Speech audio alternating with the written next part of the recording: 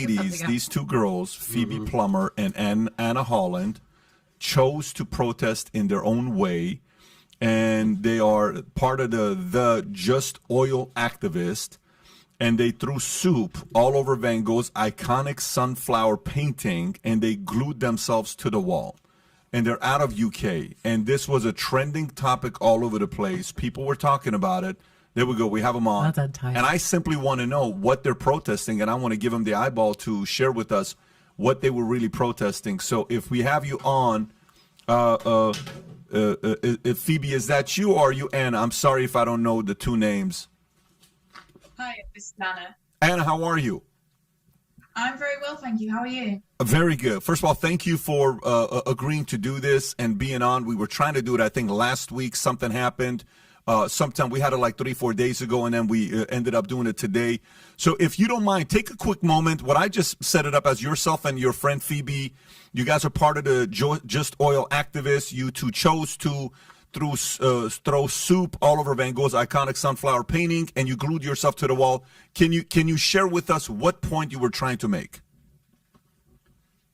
Yeah, absolutely. So in Just Stop Oil, our demands are that the government should end all new fossil fuel licenses. Okay. So currently trying to push forward 100 new fossil fuel licenses, which will, without a doubt, kill us. It's a genocidal policy that they're trying to push forward. So in Just Stop Oil, we are trying to prevent that from happening. We're trying to save not just ourselves, but our children and our families. So we decided to throw soup over Van Gogh's painting as a way not just to make a statement about that and to get people finally talking about this climate crisis, but also to get people talking about the cost of living crisis, which is fueled by the same people who are pushing forward this climate crisis. Well, listen, whether you're getting criticized for your approach or not, you got eyeballs and you got attention. So what you were trying to get accomplished, you got it. And people paid attention to what you're doing. But now you said your concern is that this could kill us. This could get pretty ugly. Can you unpack that a little bit for us on your argument? Yeah, so the science is clear. Since the first COP conference 26 years ago, we have created more emissions than the entire of humanity up until that point. Right now, it is a matter of political will in needing to change this rather than the science not being there. This summer in the UK in the heat wave, we lost a third of our wheat crops. We're set to lose half of our potato crops. We're heading towards mass famine. Right now, 33 million people are displaced by floods in Pakistan. 36 million people are facing severe famine in East Africa right now. The climate crisis isn't a problem of the future. We're seeing the catastrophic effects of it right now. Can I ask you, what grade are you guys, in high school or in college? We're both university students. Okay. So I'm 20 and Phoebe's 21.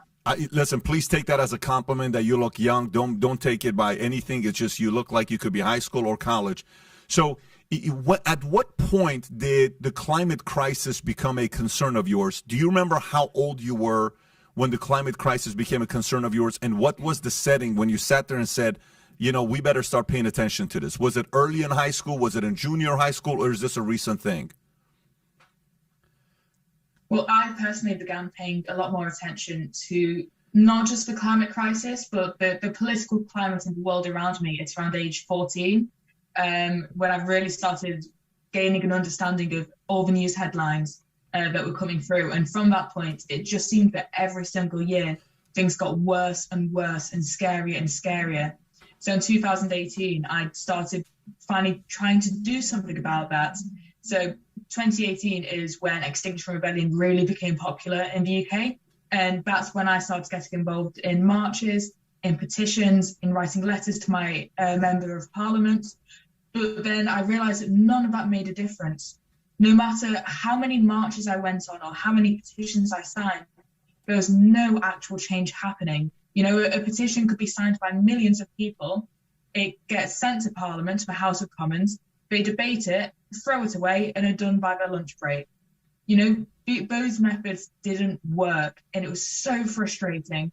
So I joined Just Stop Oil because we are a peaceful protest group who use methods of civil disobedience and non-violent direct action to actually make change happen. And it really feels that since I started taking action with Just Stop Oil, that finally what we're doing is making a difference. Yeah, I think for me, I became aware of it. It sounds a funny thing because I think now we all are quite aware of the climate crisis, or to some extent. But I became aware of it probably around 5 years ago. And at first, I think I only connected with it intellectually. You know, you look at these science and the facts and these predictions, and it's easy to connect with it intellectually. You can understand it. But I'd ask anyone listening to this right now to connect with it emotionally, because for me that's when I knew I had to do something about it. Because as a young person, I'm terrified about the future we're facing. Are you really though? Are you really terrified? Are you really concerned for your life? Are you afraid of what's really going to happen? And if yes, what do you think really will happen? Like how bad do you think it's going to get? If your concern is truly climate change, that this thing's going to change, how bad do you think things are going to be? Because AOC said we may be, ceasing to exist in 12 years. And I'm sure you guys have seen that when she said that a couple of years ago. And, Greta, Thunberg has gone around talking about how she called out a lot of different political leaders around the world for not doing anything. And she went out there and she got noticed by a lot of different people. Are you truly concerned about your future when it comes down to climate change? Yeah, I really am. Last year, Sir David King, who was the former chief scientific advisor in the UK, said what we do in the next 3 to 4 years will determine the future of humanity. Because there's these tipping points that scientists warn us of, which when you surpass them, you've done irreversible harm. It doesn't matter the kind of policy changes we make or the sustainable changes we make. Once you surpass those tipping points, irreversible harm has been done. So as a young person, I'm terrified I'm going to be denied the right to grow old. I'm terrified I'm going to live in constant fear of climate disaster. I'm terrified that I won't have access to clean water or food. And we know that these fears are real because right now millions in the global south are living the realities of these fears. And they're the people that have done the least to cause the climate crisis. So what do you think? What do you think about? And I'm not in this space. Neither are you guys. This is something you're protesting. I have my own things I protest. That's important to me. We all have lived our lives, and we have to respect everyone's concerns, fears, and passions that they have in their lives. But what do you think about rich people who work for these large insurance companies? Do you think they like losing money?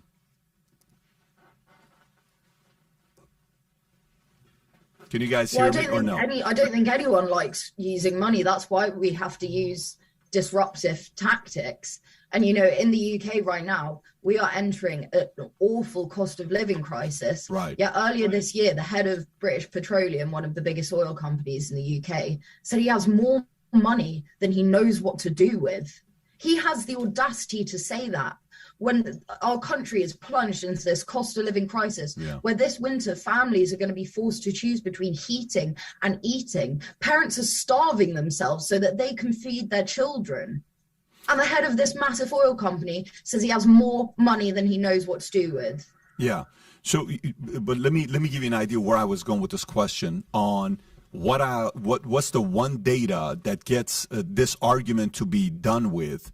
Is a lot of these actuaries in the insurance industry, their job is to underwrite the billions of dollars that they're sitting on to protect it. Like their job is to manage risk. That's what they get paid to do. They go to universities, they come out, and they're supposed to study every single thing. And then this insurance company is sitting on, say, $50 billion, $20 billion, and you're coming and saying, I want to get XYZ insurance 30 years from now, 20 years from now. Cost of insurance is going lower. Life insurance, different kinds of insurance, it's going lower because people are thinking we're going to live longer. Life expectancy's gone higher in many different countries in the world. And the only reason actuaries are charging life insurance to be so cheap is because they're thinking we're going to live to 100. Like odds are right now, Phoebe, and I'm a little concerned for you guys. You guys are two young, healthy, attractive girls. You're probably going to live to 100. It's all going to be all right. For you to be afraid of the fact that the end of the world is coming kind of prevents you some of your best years of your life to enjoy yourself. Now, don't get me wrong, I love the fact that you have a passion, but what do you think about these actuaries and these billion-dollar insurance companies that when they do the math, they sit there and say, you're probably going to live to 100 years old, and if that's the case, that means maybe AOC and Greta are wrong. What do you think about these guys that went to school and they do math all day, just a boring life, and they try to protect the billions of dollars of these insurance companies? Okay, so this year we had the worst drought in 500 years. That destroyed a third of our wheat crop, half of our potato crop. In the UK, this summer we reached 40-degree heat, which is something that was not predicted to happen by scientists until 2050. In those just 48 hours of 40-degree heat, 1,700 people died of heat exhaustion. The NHS ambulances were put on black alert. Fire brigades had their busiest day since the Blitz. You know, we're not worried about our future because we don't have a future to be worried about. This climate crisis is happening right now. We got so lucky that this summer, that heat only lasted 48 hours. Next summer, it's going to last even longer. Next summer, even more people are going to die. But no, let's look sooner than this summer, okay? Let's look at this winter in just a few months. 2/3 of UK families are going to be forced into fuel poverty. You know, children are going to freeze to death in their own homes because our government are too lazy and too incompetent and too downright abusive to care about us. We're not fighting for some distant future. We can't afford to think that far ahead. I don't care about life insurance because I'm not going to live long enough to cash it in. Oh, you know, I understand what you're saying. Yeah. I'm not that optimistic. I just want to get to 25. That's my only goal right now. You know, it's I understand what you're saying, and I respect your passion, and it's obvious, it's very sincere, and you're truly concerned about this. But I will tell you, to me, a lot of time when you look at these greedy people, the good thing about greedy people is, you know, if their life revolves around money. So let's, you know, the person you guys were talking about earlier that he says, I have so much money I can't even count. So let's judge those greedy people. The benefit about greedy people is it's a very honest relationship. What matters to them is protecting their money and not risk losing their money, right? They're not willing to risk all the money that they've made. And if insurance companies are still giving insurance policies to people thinking you're going to live another 80 years, that means that future is bright. But, you know, the part of protesting for you and for you to do what you do, super necessary. Go make your case. People are going to debate you. They're going to argue with you. I remember when Al Gore 30 years ago said, we're supposed to be dead today. You know, in Al Gore's documentary, when he came up and he said, I don't know what it was, 25 years ago or 30 years ago, and a lot of people sat there and said, what happened? Your argument just didn't have any credibility. But it got a lot of young people to go out there and march and protest and get excited about it. So it's a very effective message. Say that again. People are already dead because of the climate crisis. I'm not saying that 10 years down the line, people are going to die. People are dying now, right now, because of the climate crisis. Right. Right. Well, go ahead, Katie. So yesterday, a lady that was involved in a car crash, actually linked to one of my circle of friends, she died because an ambulance couldn't get through because your protesters, Just Stop Oil, were blocking the road and the ambulance couldn't get through in time. She couldn't get the help she needed and she died. Earlier, you said that you are a peaceful protester. My friend is dead. How do you answer that? We have a blue light policy, which means whenever we have roadblocks, as soon as we hear sirens, we see the blue lights, people move out of the way. Even when people are gluing in the road, there's always one lane that is kept clear so that people can move out of the way. And we have never had any complaints from either ambulances, fire brigade, or any other emergency services. The video footage exists, and the lady can't complain now because she's dead. Let me ask you another question, Phoebe. Let me ask you, what bills do you currently pay? Who pays for your accommodation at university? My student loan. When have you ever paid any bills in your lifetime? No. So you don't know what it's like to be a homeowner and not to be able to afford your energy bills, and then see some stupid young people throwing soup over a painting in a gallery that has nothing to do with the fact they can't afford to pay their bills. You don't know what it's like to pay a bill, Phoebe, do you? No, but I have empathy for those people.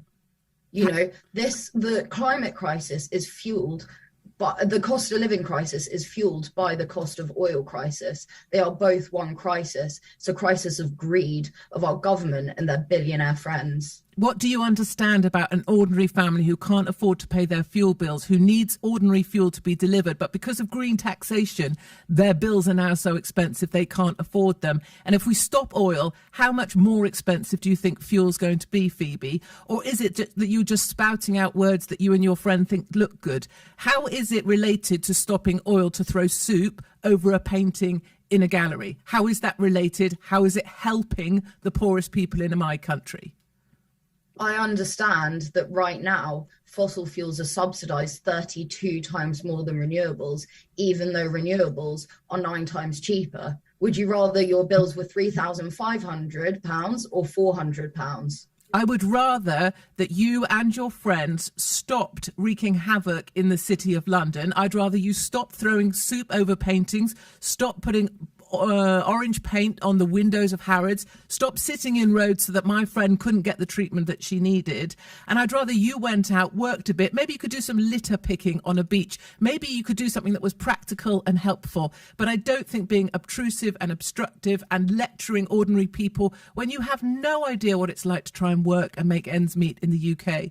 You talk about millions of people. You talk about people who are in poverty. You have no idea what that's like because you live in the rarefied atmosphere of a university at some wokerati place, and you think what you're doing is changing the planet.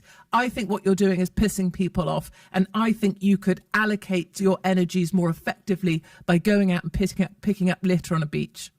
Thank you. Can I just out really quickly? I just want to empathise with you, Katie, but it truly does break my heart to hear about your friend.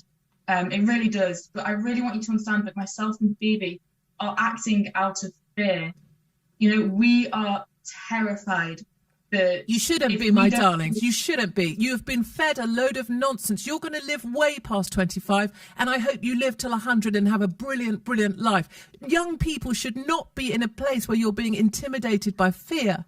You should be living the best life you can. Jump, jump, jump, and your wings will unfurl on the way down. You're limiting your whole world. We should be living a life... Not standing throwing soup in a gallery. Because it has to be done. We're fighting for our lives here. Oh. The only way we can make the change happen is if we make systematic change. I completely empathise with you, and I want you to understand that this disruption that we are causing will stop immediately as soon as the government releases a meaningful statement that they will stop producing more fossil fuels. It's as easy as that. I understand your anger. I really do. I really understand your frustration. I'm angry and frustrated. I really, really am. But all this can stop the minute the government... That's not true, because we need more fuel. We need more fuel supply. One of the things about supply and demand, as you'll know, is if supply is restricted, demand remains the same, prices go up. It's basic economics. We don't have enough fuel supply. Stopping oil is not going to help with pricing. You talk about renewables. They're not there ready to take over from oil. Well, we currently have 8 years worth of oil in reserve. So if we stop new oil licenses now, we would still have 8 years to make a just and fair transition to becoming a completely renewable society. The biggest solar farm in the UK was built in 6 weeks. You know, we're an island right now. We could be harnessing tidal power. Tidal power currently accounts for 10% of our UK's energy production. I hear your stats, but do you see that you're going to need to bring the general population with you and people's opinion with you? And I don't believe you're going to bring any people's opinion with you when you're stood throwing soup at artwork. Well, you know, this isn't a popularity contest. The suffragettes were famously hated. Martin Luther King was voted the most hated man in America when he was alive. And the thing is that right now we know that these tactics of non-violent civil resistance do work. I'm sat here today as a queer person, and the reason I'm able to vote, the reason I'm able to go to university, the reason I'm able to hopefully someday will marry the person I love is because of people who have taken part in these acts of non-violent civil resistance before me. Well, I'm not to cut you guys off, I'm actually a food waste activist, and the fact that you guys do soup on the painting really bothered me because I'm pretty sure there was hungry people outside that would have loved to have eaten it. So because of that, I'm gonna go fill up my gas tank. I have to. I have to. I'm just so listen, upset. ladies. I got to tell you. Did you want to say something? Yeah, just one quick question for you. I applaud what you guys are doing. We are facing goes beyond 2 tons of Kudos to you guys for at least being very passionate about something. 20 years old, if you're both 20, I was not half as passionate about anything as you guys are, so respect on that. But there is a famous quote out there that says, when you're young and if you're not liberal, you have no heart. But as you get older, if you're not a conservative, you have no brain. So you guys are going to figure that out along the way. We all are. So respect to you. Here are my two questions. Legitimately, what pronouns do you identify with? That's number one. Number two, if there's 100 of your friends in a room and you talk about your top issues that you care about, what's number 1, 2, and 3? Meaning climate, LGBT rights, the economy, healthcare. So pronouns and your issues, if you would. So I use they, she, he pronouns, whatever you're in the mood for. And for me, I think the climate crisis and also the cost of living crisis are uniquely unifying because this will affect everyone. And your friend?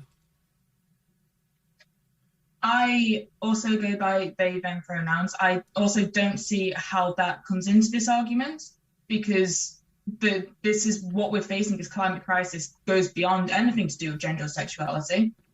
But I completely agree with Phoebe. The main concern my friends and I talk about is the climate crisis and the cost of living crisis. My university had to open a food bank for its students this week. That's how dire things are. Students who are already getting a loan by the government to pay for things like this can't even afford to buy food using that loan. Yeah. It's all the energy bills because of the climate crisis. Phoebe, Our biggest Anna. concern is making ends meet and just feeding ourselves. Phoebe, Anna, if you had an outcome that you wanted to get with what you did, you got it. You guys were able to get the attentions of others to present your argument. And I applaud you for your emotional control because you were pushed and folks came at you here and you were able to give your argument. Now, whether the audience agrees or not, it is what it is. Whether anybody sits there and agrees with you or not, it is what it is. I applaud you guys to be respectful in return, and I value that. So thank you so much for coming on and sharing your views. We appreciate you guys. Have a wonderful day, guys. The future looks very bright, by the way, just so you know. I believe the future looks very bright. Take care, guys. Bye-bye, bye-bye. Take care. Thank you for talking to us. Thank you, Phoebe. Thank you, Anna. Take care. By the way, honestly, respect,